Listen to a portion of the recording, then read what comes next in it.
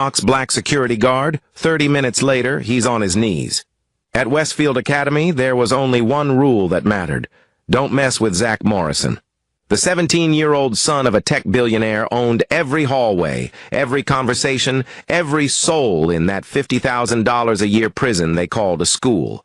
Teachers feared him. Students worshipped him. Even the principal smiled nervously when Daddy's donations were mentioned. But there was one man who never blinked. One man who never flinched. One man who looked right through Zach's designer clothes and platinum credit cards like they were made of paper. Mr. Daniel Johnson. The black security guard who stood at his post every morning with the kind of quiet dignity that made Zach's blood boil. And today Zach was finally going to break him. But what he didn't know was that Mr. Johnson had already survived hell on earth, and rich boys were nothing compared to what he'd faced. The morning sun cast long shadows across Westfield Academy's pristine courtyard as students poured out of their luxury cars. BMWs, Mercedes, the occasional Tesla, all gifts from parents who threw money at problems instead of solving them.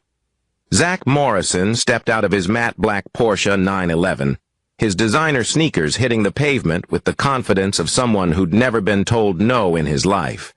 His crew, 3 other trust fund babies desperate for his approval, immediately flanked him. "Yo, Zach, you see that?" Marcus, his lieutenant, pointed toward the main entrance. "Johnson's just standing there, like always." Zach's jaw tightened. There he was, Mr. Daniel Johnson, 48 years old, standing ramrod straight in his Navy security uniform, not scrolling his phone, not chatting with staff, just present, alert, professional. It infuriated Zach beyond reason. "Dude gives me the creeps," Tyler whispered, adjusting his $300 sunglasses, "like he's judging us or something." "He probably is," Zach muttered. But something deeper was eating at him. Something that happened 3 weeks ago. 3 weeks earlier.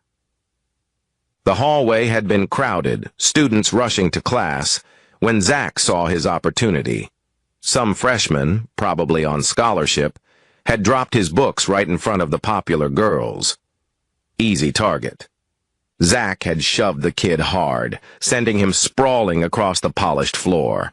The crowd had laughed, the girls had giggled. It was perfect, until Mr. Johnson appeared. Not running, not shouting, just there, silent as a ghost. The security guard had helped the freshman to his feet, collected his books, and then, this was the part that haunted Zach. He'd looked at him. Really looked. With eyes that had seen things. Eyes that weren't impressed by Daddy's money or his social media followers. "You okay, son?" Mr. Johnson had asked the freshman, his voice deep and calm. Then he'd walked away. No lecture, no punishment, no threat. Just that look that said, "I see exactly who you are." "Earth to Zach," Marcus nudged him. "You good, man?" Zach snapped back to reality, his hands clenched into fists. "Yeah, just thinking about how it's time someone put that security guard in his place." "What do you mean?" Tyler asked, genuine curiosity in his voice. Zach's mind was already racing. Mr. Johnson's shift ended at 4 p.m. School let out at 3:30. That gave him a perfect window. "You'll see," Zach said, a cruel smile spreading across his face. "But first I need to set the stage." What Zach didn't know was that Mr. Johnson had already noticed his behavior. And unlike the teachers who looked the other way, this was a man who'd spent 2 tours in Afghanistan. He knew predators when he saw them. The final bell rang at 3:30 p.m., and Westfield Academy's marble hallways echoed with the sounds of privileged teenagers escaping to their weekend plans. Zach lingered, watching through the window as students filtered out to the parking lot. He saw Mr. Johnson making his rounds, checking doors, ensuring stragglers got safely to their cars, maintaining the same professional demeanor he'd shown for the past 3 years. "Okay, boys," Zach whispered to his crew. "Phase 1. They followed him outside, phones ready. The parking lot was nearly empty now. Just a few late-departing students and Mr. Johnson completing his final check. That's when Zach saw it, the opportunity he'd been waiting for. Mr. Johnson was walking past Zach's Porsche when something caught his eye. A small object on the ground, looked like a key fob, or maybe a student's dropped ID. Without hesitation, the security guard bent down to pick it up, his knee briefly touching the ground next to the car's rear tire. "Now!" Zach hissed. Marcus immediately started recording as Zach shouted, "Yo! What the hell are you doing to my car?" Mr. Johnson straightened slowly. The small object, it was actually a school ID belonging to some freshman, in his palm. His expression remained calm, but Zach could see the slight tension in his shoulders. "Found this on the ground," Mr. Johnson said simply, extending the ID toward Zach. "Student probably dropped it." But Zach was already in performance mode. "You were under my car, bro. I saw you. We all saw you." "Yeah, man, that looked sketchy as hell," Tyler chimed in, right on cue. The few remaining students turned to look. This was exactly what Zach wanted, an audience. "I was picking up a dropped ID," Mr. Johnson repeated, his voice steady. "That's it." "Sure you were," Zach sneered, pulling out his own phone. "Let me guess. You were helping, right? Just like you help by watching all the students every day?" The accusation hung in the air like poison. A few students exchanged glances. Social media had trained them to assume the worst, to jump to conclusions, to cancel first and ask questions later. Marcus kept recording as Zach continued his performance.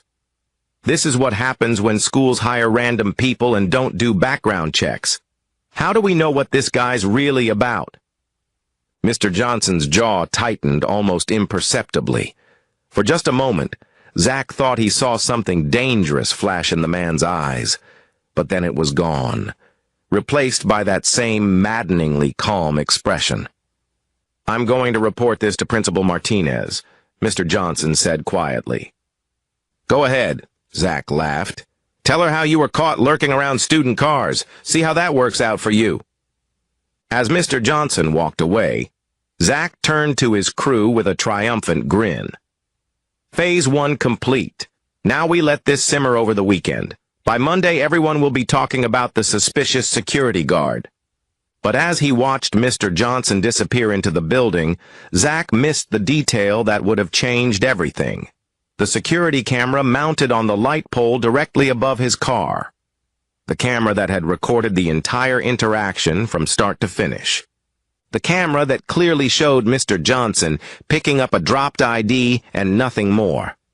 By Monday morning, Zach's poison had done its work. The carefully edited video, showing only Mr. Johnson kneeling near the car with Zach's shocked reaction, had been shared across every social media platform Westfield students used. "Did you see Johnson's video?" whispered Madison Chen, clutching her phone as she walked through the main entrance. "My dad says they should fire him immediately," replied Connor Walsh, loud enough for others to hear. "You can't be too careful these days." In first period, Zach caught fragments of conversations. "Always thought he was weird. Watching us all the time. What was he really doing under that car?" By second period, the whispers had grown louder. "Emma's older sister says security guards at her old school were caught doing all kinds of stuff. I heard they're investigating him now. My mom's already emailing the principal." The comments on the video were brutal. "Always knew something was off about him. Why was he really under that car, though? Rich kids better watch out. Security guard or security threat?" Zach arrived at school that morning like a conquering hero. Students who'd never dared approach him before were suddenly sliding into his DMS, sharing the video, adding their own commentary. "Dude, you're like protecting the whole school right now," some sophomore girl gushed as he walked past. "That's so scary," another chimed in. "Thank God you caught him." But as the day progressed, cracks began to show in Zach's narrative. Mrs. Rodriguez, the Spanish teacher who'd worked with Mr. Johnson for 3 years, openly defended him in third period. "That man has more integrity in his pinky finger than most people have in their whole body," she'd said, staring directly at Zach. "But Mrs. Rodriguez," ventured Ashley Kim, "what if—" "No what-ifs," Mrs. Rodriguez cut her off. "I've worked with Daniel Johnson for 3 years. He's helped my own daughter when she had car trouble in this very parking lot. Anyone spreading rumors about that man should be ashamed of themselves." The room fell silent. A few students shifted uncomfortably. Coach Williams was even more direct during 5th period gym class. "Johnson's a good man. Purple Heart recipient. Anyone saying otherwise is either ignorant or lying." "But Coach," Marcus protested, "we have video evidence." "You have edited garbage designed to make a hero look like a villain," Coach Williams snapped. "I served alongside men like Johnson. I know character when I see it." By lunch, battle lines were drawn. Team Zach clustered around their usual table, sharing increasingly wild theories about Mr. Johnson's suspicious behavior. Team Johnson, led by teachers but joined by students who'd actually interacted with the security guard, defended him with growing conviction. "This is getting out of hand," Tyler whispered to Zach as they watched a heated argument break out near the salad bar. "No," Zach's voice was cold and determined. "This is perfect. The controversy is exactly what we need. By the time this is over, Johnson will be gone, and everyone will know not to cross me." What Zach didn't see was the growing group of students who weren't buying his story. Kids like Maria Santos, whose purse Mr. Johnson had returned after she'd left it in the library. Like David Park, whom Mr. Johnson had quietly helped when older students were hassling him about his accent. They weren't loud about their support. They didn't make dramatic speeches, but they remembered kindness when they saw it, and that quiet support was about to become very important. "You know what?" Zach announced to his crew as they sat at their usual table, watching the cafeteria buzz with controversy. "I think it's time we had a private conversation with Mr. Johnson. Help him understand that his behavior isn't acceptable."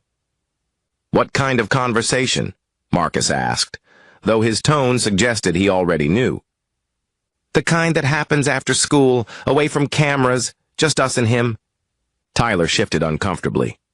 "Zach, man, maybe we should just let this play out online. The damage is already done." "No." Zach's voice was cold. "This ends today, one way or another."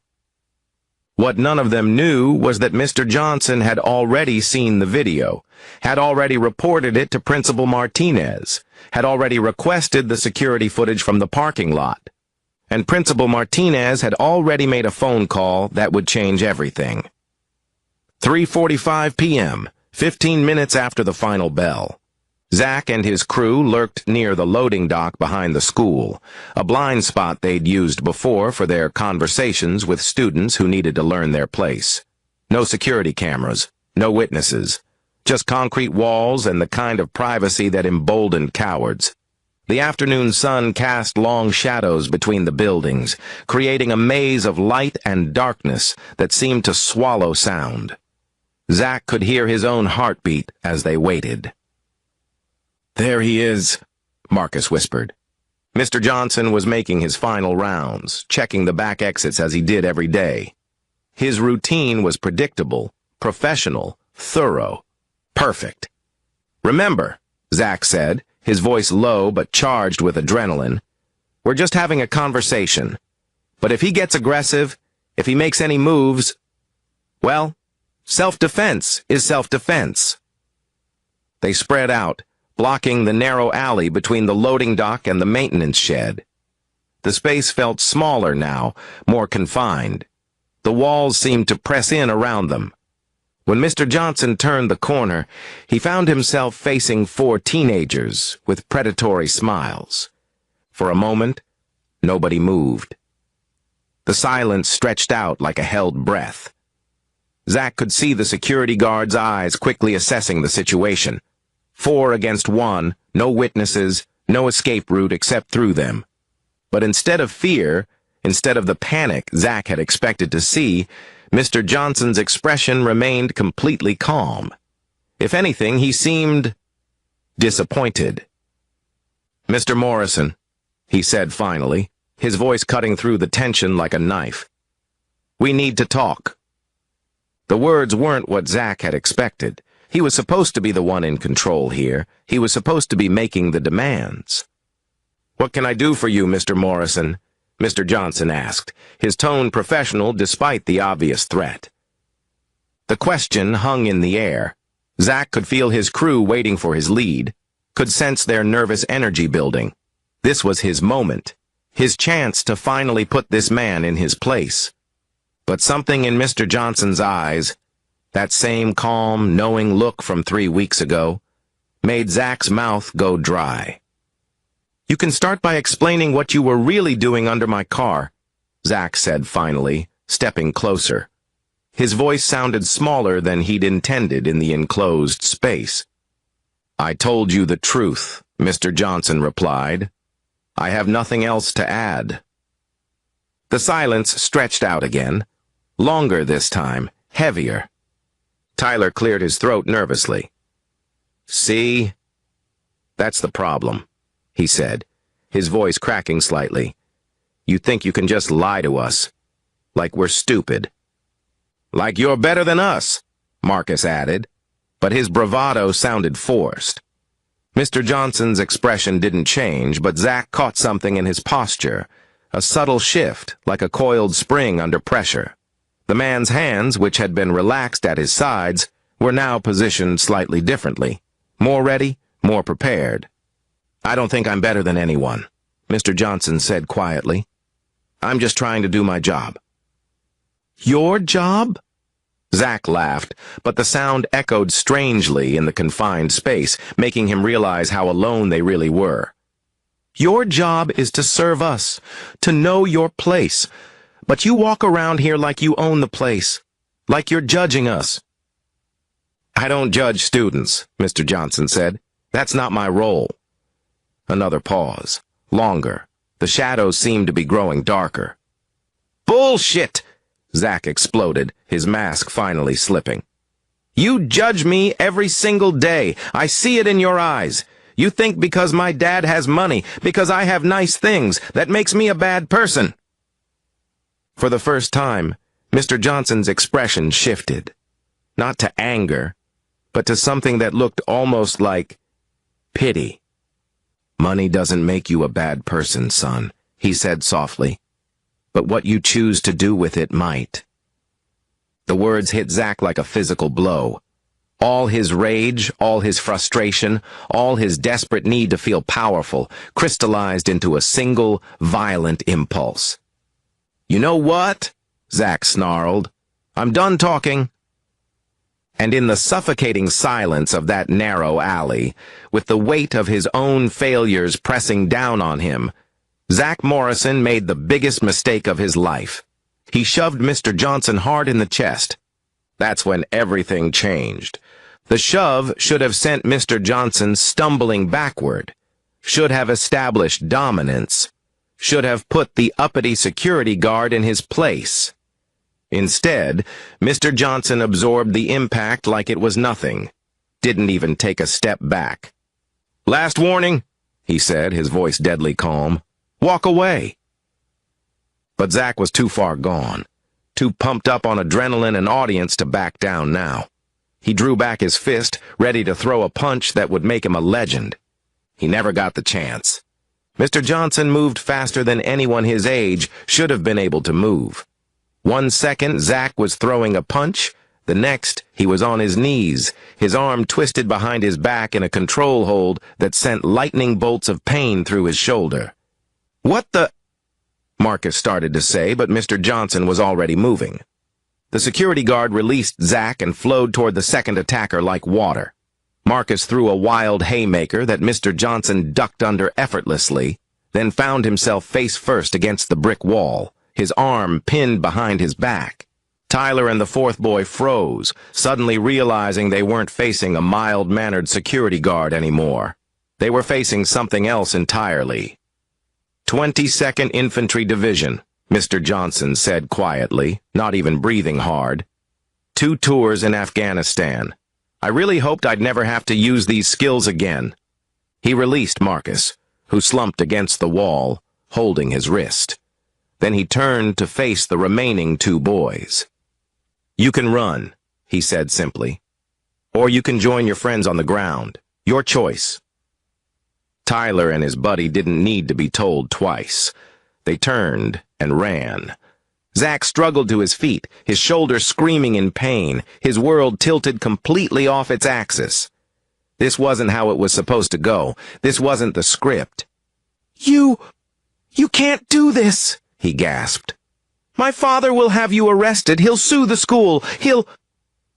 Your father, Mr. Johnson interrupted, is going to be very interested in the security footage from the parking lot. The footage that shows exactly what I was doing next to your car. Zach's face went white. What footage? The footage Principal Martinez has been reviewing all morning. The footage that shows you fabricating the entire incident. The sound of approaching footsteps echoed through the alley. Principal Martinez appeared at the mouth of the alley, flanked by 2 police officers. Mr. Johnson, she called out, are you all right? I'm fine, ma'am, he replied, straightening his uniform. Just explaining to these young men why attacking school staff is a poor decision. As the officers moved to separate the boys, Zach felt his world crumbling around him. This wasn't how it was supposed to end. He was supposed to be the hero of this story. But heroes don't lie. Heroes don't fabricate evidence. Heroes don't attack innocent people. And as Zach Morrison was about to learn, the real world has a way of teaching bullies exactly who they really are. The next morning, Westfield Academy buzzed with a different kind of energy. Instead of whispered rumors and manufactured outrage, students were sharing a very different video, security footage that showed the truth. Mr. Johnson picking up a dropped ID card, Mr. Johnson being attacked by 4 students, Mr. Johnson defending himself with the precise, controlled movements of a trained professional. Oh my God, gasped Jennifer Walsh, staring at her phone screen in the hallway. We got it completely wrong. I can't believe I shared that fake video, muttered Kevin Park, looking genuinely ashamed. The local news picked up the story by noon. Veteran security guard defends himself against wealthy student's attack. The reporter had done her homework. Mr. Johnson's military record was impeccable. 2 Purple Hearts, a Bronze Star, 3 commendations for valor under fire. After leaving the service, he'd worked security at schools for over a decade without a single incident. Zach Morrison, meanwhile, was suspended pending a full investigation. His father's lawyers were already working overtime, but the video evidence was damning. Assault, filing a false report, defamation of character. This is ridiculous, Zach's father raged during the emergency meeting with Principal Martinez. That man laid hands on my son. I want him fired. I want him arrested. Mr. Morrison, Principal Martinez said calmly, your son attacked Mr. Johnson, along with 3 other students. The video evidence is clear. I don't care what the video shows. That man is dangerous. He's a threat to every student in this school. You know what's dangerous? Principal Martinez leaned forward. Raising a child to believe that money makes them untouchable, that they can attack people without consequences, that they can lie and manipulate and destroy lives for their own entertainment. She slid a tablet across the desk. This is the social media harassment campaign your son organized, the false accusations, the character assassination. Mr. Johnson is considering a lawsuit for defamation. For the first time in his life, Zach's father looked genuinely worried. How much? It's not about money, Principal Martinez said. It's about accountability. Your son needs to learn that actions have consequences, real consequences. But the real consequences were just beginning. By Wednesday, the story had gone viral. Not the version Zach had tried to create, but the real one. The security footage, combined with Mr. Johnson's military record and the testimonies of teachers who'd worked with him, painted a clear picture of what had really happened. The hashtag #StandWithJohnson was trending. Veterans groups were sharing his story. School security professionals were holding him up as an example of professionalism under pressure. But the most powerful responses came from closer to home. Maria Santos was the first to approach Mr. Johnson that Wednesday morning. She'd been one of the quiet supporters all along, remembering how he'd returned her purse with a kind smile and a gentle reminder to be more careful. "Mr. Johnson," she said softly, as he stood at his usual post. "I'm sorry. I should have spoken up sooner." "Nothing to apologize for," he replied with that same calm dignity. "Yes, there is. I knew you were a good person. I should have said something when people started spreading lies." By lunch, a small group had formed around Mr. Johnson's post, students sharing their own stories. David Park, talking about how Mr. Johnson had quietly intervened when older students were bullying him. He didn't make a big deal about it, just asked if I was okay and made sure it stopped. Emma Rodriguez, whose car had broken down in the parking lot during a storm. "Mr. Johnson waited with me until my dad came, gave me his umbrella and wouldn't take it back." Sarah Kim, who'd had a panic attack during her first week at the school. "He saw me crying and just sat nearby. Didn't ask questions, just made sure I wasn't alone." The emails to Principal Martinez weren't all negative anymore either. "My daughter tells me Mr. Johnson prevented several bullying incidents this year. We're grateful to have someone like him watching over our children. As a veteran myself, I'm appalled by the treatment this man has received. His service record speaks for itself. Mr. Johnson helped my son when he was struggling with some personal issues. He's exactly the kind of person we want in our schools." Even some of Zach's former allies were distancing themselves. Connor Walsh, who'd been eager to condemn Mr. Johnson on Monday, was now posting apologies on his social media. "Got caught up in the moment. Should have waited for facts. Mr. Johnson deserves better from all of us."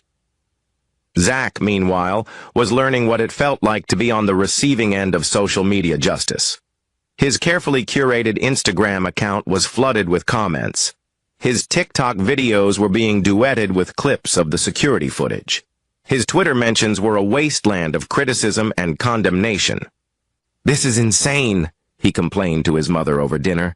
"It's like the whole world has turned against me." "Maybe," his mother said quietly. "That's because you were wrong." Zach stared at her. "What?" "I've been watching the footage, sweetheart. I've been reading the reports. You lied about that man. You attacked him. You tried to destroy his reputation. But, no buts." His mother's voice was firm. "Your father and I have been talking. We've decided you need to face the consequences of your actions. Really face them." "What does that mean?" "It means we're not paying for the best lawyers. We're not making this go away. You're going to apologize to Mr. Johnson, publicly, and you're going to accept whatever punishment the school decides is appropriate." Zach felt his world crumbling. "Mom, you can't be serious." "I'm very serious. For the first time in your life, you're going to learn that being wealthy doesn't make you untouchable." And in that moment, Zach Morrison finally understood what Mr. Johnson had been trying to teach him all along. True strength isn't about having power over others. It's about having power over yourself. On Friday afternoon, 1 week after the incident that changed everything, Zach Morrison walked through the halls of Westfield Academy like a ghost. No crew following him. No admirers seeking his attention. Just silence and the weight of his own actions. He found Mr. Johnson at his usual post by the main entrance, standing with the same quiet dignity he'd always shown. But now, Zach saw it differently. This wasn't arrogance or judgment. This was simply a man who knew who he was and what he stood for. "Mr. Johnson," Zach said quietly, Could I talk to you?" The security guard looked at him for a long moment. "Of course." They walked to a quiet corner of the lobby, away from the stream of students heading home for the weekend. "I want to apologize," Zach began, his voice barely above a whisper. "For everything. The video, the lies, the attack, all of it." Mr. Johnson nodded. "I appreciate that." "I don't understand why you didn't fight back harder," Zach continued. "You could have really hurt us, but you didn't." "Because that's not who I am," Mr. Johnson replied. "I've seen enough violence in my life. I only use force when absolutely necessary, and only as much as required to stop the threat." "But we were threatening you. We were trying to hurt you." "You were trying to hurt yourselves," Mr. Johnson said gently. "I just made sure you didn't succeed." Zach looked confused. "What do you mean?" "If I had seriously injured you boys, if I had lost control and let anger guide my actions, what would have happened? You'd have been the victims. I'd have been the villain. The truth would have been buried under a pile of lawsuits and media spin." Understanding dawned on Zach's face. "You protected us, even while we were attacking you?" "I protected all of us," Mr. Johnson corrected, "because sometimes the strongest thing you can do is show restraint." They stood in comfortable silence for a moment, watching students stream past. Finally, Zach spoke again. "I'm being transferred to a different school. My parents think it's best." "Probably is," Mr. Johnson agreed. "Fresh start, clean slate. Will you forgive me?" Mr. Johnson studied the young man in front of him. Gone was the arrogant bully who'd terrorized students and staff. In his place stood a confused, humbled teenager who was finally starting to understand the difference between being powerful and being strong. "I already have," he said simply. "Can I ask you something?" Zach said. "Something my mom told me once about how you judge a person's character?" Mr. Johnson raised an eyebrow. "What's that?" "She said the measure of a man isn't how he treats his equals, but how he treats those who can do nothing for him." Zach looked directly at the security guard. "You treated everyone with respect, even me when I didn't deserve it, even when I was trying to destroy you." Mr. Johnson smiled, the first real smile Zach had ever seen from him. "Your mother sounds like a wise woman." "She is. I just wish I'd listened to her sooner." "It's not too late to start listening now." As Zach walked away, Mr. Johnson remained at his post, watching over the students who still needed protection. Some battles were won with fists. Others were won with patience, dignity, and the quiet strength to do what was right, even when no one was watching. And sometimes the greatest victory is helping your enemy discover who they really want to be. Months later, Zach surprised everyone by using his family's wealth to fund a local youth center, naming one of its scholarships after Mr. Johnson. Maria Santos took the first award, starting her path toward law school. And on the wall of the center's entrance hung a framed photo of the three of them, proof that even the bitterest